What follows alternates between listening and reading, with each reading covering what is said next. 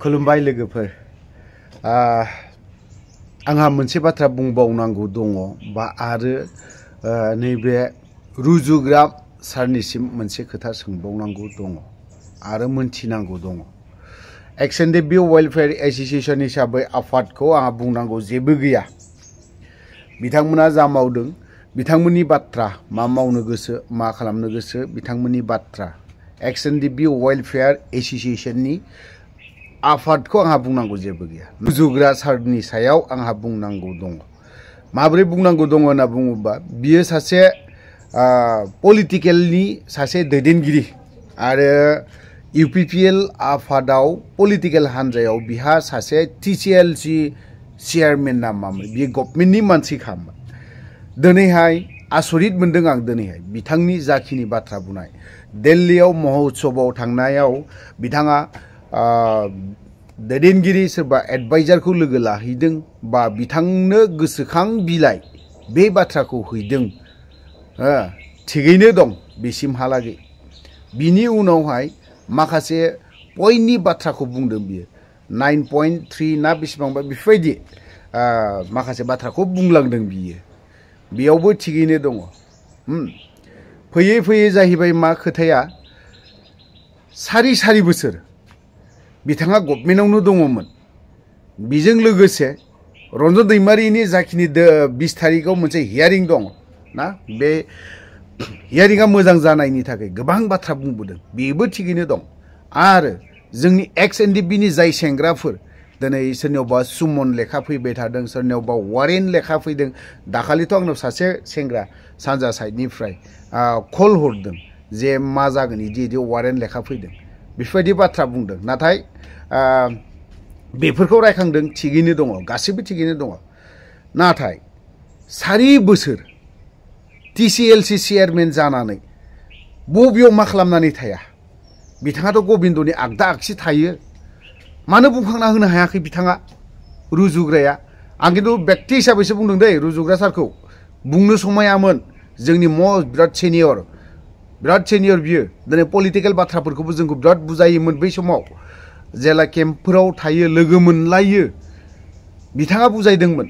गोबां बाथ्रा बुजायदोंमोन जोंनि एनडिएफबिनि जायफ्रा रुजुग्रा सारमोनजों केम्पआव थाफाना फैनाय भुटान केम्पआव थानानै फैनाय बिथांमोना बुजायदोंमोन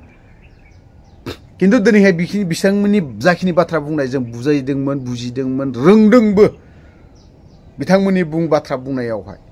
जोंबो फोथायदोंमोन बिथांमोनखौ एकट जाखांनायनि उनाव मानो दिनैहाय बिथांमोना टिसिएलसि चेयारमेन जाबाय गभर्नमेन्टबो दाबाय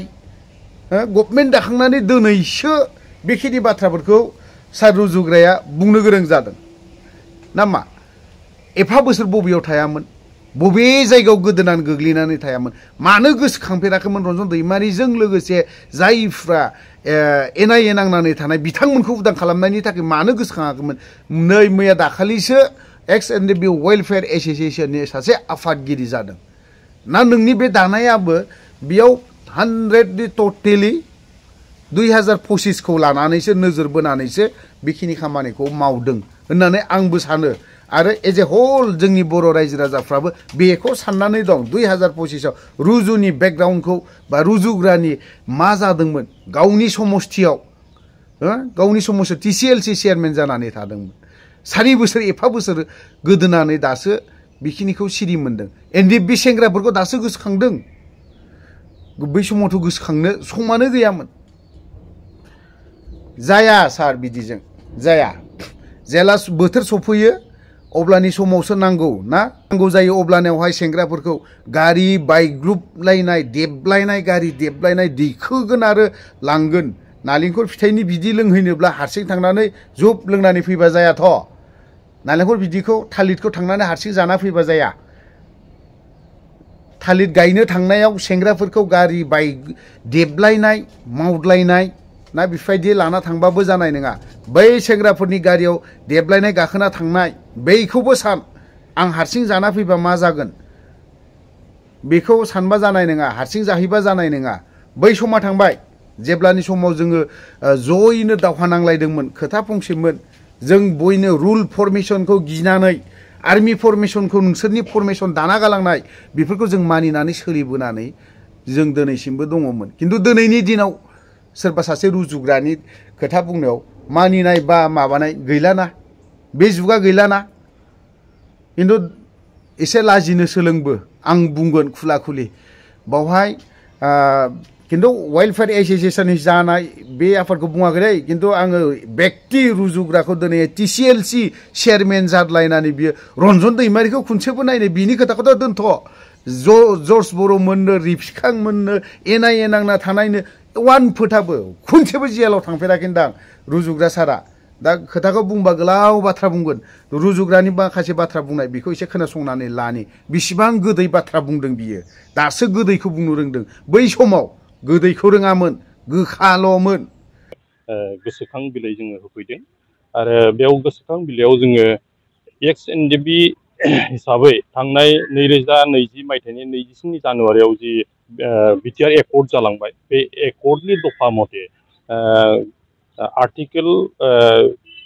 9.2 आरो लोगोसे 9.4 आरो 10.2 बे मोनथाम पइन्टनि सायाव जोङो गोसोखां बिलाइ होदों आरो बे पइन्टनि सायाव जोङो डिटेल्सै जोङो रायलायदों आरो जिहेतु जोङो पिस एकर्ड जानायनि उनाव दिनैसिमहालागै जेसेबांखिनि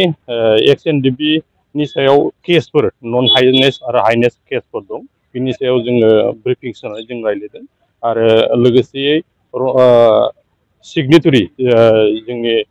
फाउन्डिं प्रेसिडेन्ट रन्जन दैमारि बिथाङा दिनैसिमहालागै माने सिबिआइनि केसाव कनभिक्ट जानानै दं आरो बिनि हियारिंआ दा माने फैगौ 20 नभेम्बराव जानो थांगासिनो दं दा बिनि सायावबो जोङो बिथांनो जोङो फोरमायना होदोंमोन आरो बे फोरमायनाय लोगो लोगो बिथाङा खुब गुरुत्व सहकारे बुंदों जे बे केसखौ आङो टेकल खालामगोन आङो सावरायगोन आरो सरकारनिसिम आङो बेखौ होगोन आरो आंनि तरफनिफ्राय जेसेबां हायो आं बेखौ मावफुंना होनो थाखाय बिथाङा जोंनो खोथा होदों आरो लोगोसे जेसेबांखिनि जोंहा माने सिबिआइ बा एनआइए केसाव जायफ्रा दिनैहाय हाइनेस बा न' हाइनेसफोर केसफोर जानानै दङ बा दिनैहाय हियारिं जाबाय थायो सामन जाबाय थायो मालाबा इनकुइरि बिदि फैबाय थायो बिनि सायावबो जोङो डिटेल्सै बिथांनो जों फोरमायना होदों आरो जोङो बेखौ खावलायदों जे जिहेतु जोंनि पिस एकर्ड जानाया बिटिआर एकर्ड जानाया बोसोरब्रै जाबाय आरो बे बोसोरब्रैयाव जेसेबांखिनि जोङो एक्स एनडिबि हिसाबै जेसेबांखिनि मावथिफोर दंमोन आरो बिथांमोना दिनैहाय ससियेल लाइफ इन्जयमेन्ट खालामहैबाय सामाजिक जिबन थांबाय गणतान्त्रिक भाबे जेरैबायदि मावनांगौ बेबायदि माने रायजो राजाजों ससाइटिजों गोरोबनानै खामानि मावबाय दिनैसिमहालागै 4 बोसोराव जेबो माने बेबायदि अघटन जायाखै आरो बेखौ नोजोर होनानै जोङो सरकारनो जों खावलायदों बिथांनि थ्रुयै जों खावलायदों जे जोंनि जेसेबांखिनि केसफोर दं बेखौ माने जेनेरेल एमनेस्टि होनांगौ होननानै जोङो खावलायनाय जादों आरो बेखौ बिथाङा खुब गुरुत्व सहकारे लादों आरो बे साननैसोनि उनावहाय बिथाङा बेखौ सरकारनिसिमहालागै होनानै जेसेबांखिनि जोंनो एक्स एनडिबिनि जेसेबांखिनि मावनो गोनां खामानिफोर दं बेखौ बिथाङा मावनानै होगोन बा माने सरकारनिसिम अबगत खालामगोन होननानै बिथाङा जोंनो खोथा होदों माब्लाबा जों नुनो मोनो एक्स एनडिबि फरामनि मोनसे दोलोआ आलादा ओमफ्राय नोंथांमोना आलादा लायरायनायखौ जों नुनो मोनो माबायदि बिनि बेलायावहाय केसनि बेलाफ्राव माबायदि आवगायनानै बेखौ सोरबा जोंबो मिथिगौ जे एक्स एनडिबि इउनाइटेड फराम हिसाबै मोनसे संगठन दं आरो बिथांमोनाबो खुब सम्भब बेखौ लानानै मावदों जानो हागौ आरो बिथांमोनहा बेसेबांखिनि मावदों मावा जों बेखौ जों जेबो मिथिया दिनैसिमहालागै खिन्थु जों जिहेतु स्टार्टिंनिफ्रायनो 2005 निफ्रायनो जों एक्स एनडिबि हिसाबै बा सिजफायाराव थानाय हिसाबै जों गावनो जरित दं ओंखायनो जेसेबांखिनि जोङो दा एक्स एनडिबि हिसाबै माने जेसेबां जोङो माने इस्टाब्लिश जानांगौमोन बा जोङो ससाइटियाव जेसेबांखिनि जोङो पिसफुल लाइफ इन्जयमेन्ट खालामनांगौ बेखिनियाव जोंहा सम सम माने एक्स एनडिबिनिफ्राय मावनो गोनां खामानिफोर बा बे इन्स्टिटिउसनफ्रा बा इउनाइटेड फरामा दङमोन नाथाय बिथांमोनखौ जोङो जेसेबांखिनि मावनांगौ बिदिखौ जों नुयैखाय लास्टलि जोङो दिनै बे एक्स एनडिबि वेलफेयार एसोसिएसनखौ जोङो गठन खालामनानै जों दिनै जेसेबांखिनि थाबोनाय एनडिबिनि आद्रा थानाय जायफोर इस्युसफोर दं जों बेखौ मावफुंनो थाखायनो जों दिनै बेखौ बिबान लानो गोनां जादों होनायावथ' बे 9.2, 9.4 आरो 10.2 आव जिथु लिरनाय दङ जे जेनेबा धर दा जोंखौ रिहेबिलिटेसन होनांगौ दा रिहेबिलिटेसन होनायनि खेथ्रआव जोंनो जेसेबांखिनि सरकार तरफनिफ्राय जेसेबांखिनि सुबिदाफोर होनांगौ जेनेबा एक्सक्रिसियाजों लोगोसे जोंखौ जेसेबांखिनि होनांगौ आरो ससाइटियाव जों जेरखम माने सिभिल लाइफ जेफोरखौ इन्जयमेन्ट खालामनांगौ बेयाव माखासे गभर्नमेन्ट तरफनिफ्राय जोंनो जिबायदि माने सहाय नांगौ बेखिनिखौ मोनगोन आरो बेखौ होगोन आरो मावफुंना होगोन होननाय जिथु खोथा होदों आरो बेजों लोगोसे दा जोंनि माने बे बड'लेण्ड एलेकायाव बा आसामाव जि माने धर माने बे माबा होनांगौ साख्रि बाख्रियाव थिसननांगौ XNDB-खौ माने दिनै आसाम पुलिसाव माने 2% जेनेबा माबा होदों बेखौबो जोङो DGP बिथांजों रायज्लायदों बिथाङा खोथा होदों जे बेखौ मावफुंना होगोन होननानै आरो दा टेरिटरियेल आर्मिनि थाखाय दिनै जि रिलिज जाबाय थादों जों तरफनिफ्राय बेखौ अर्गेनाइज खालामदों आरो बे साननैसोनि गेजेरावनो जों माने पाब्लिकलि माने जों फोसावनो हादों आरो XNDB हिसाबै जों फोरमायना हरदों जायफोरा दिनै बैसो दङ क्वालिफिकेसन दं बा माने पारामिलिटारियानो जा बा टेरिटरियेल आर्मियानो जा बा फुल आर्मियानो जा जेराव मावनो गोसो बिथांमोना बेवहाय फिजिकेलि माखासे बेयाव एग्जामफोर जायो दा बे एग्जामफोरखौ पास खालामखांनायनि उनावहाय बा सोरबाया माने बैसोआव दंबावो दिनैसिम मावनो थाखाय गोसो दं बिथांमोनखौ जोङो जोंनि थ्रुयै बा माने XNDB वेलफेयार एस'सियेसननि थ्रुयै बिथांमोना माने जगाजग खालामनानै बेखौ मावफुंनो हागोन बेखिनिखौ जोंनो जिहेतु सरकारा दिनै खोथा होबाय ओंखायनो बिथांमोनखौ जों आसा खालामदों जायफ्रा दिनै बेखौ मावनो थाखाय माने गोसो दङ बिथांमोनखौ जोङो खावलायदों जे XNDB-नि जेसेबांखि सोद्रोमाफोर दं XNDB वेलफेयार एस'सियेसन दं बिथांमोना जगाजग जायोबा निस्सय बेयावहाय माने सहाय जागोन आरो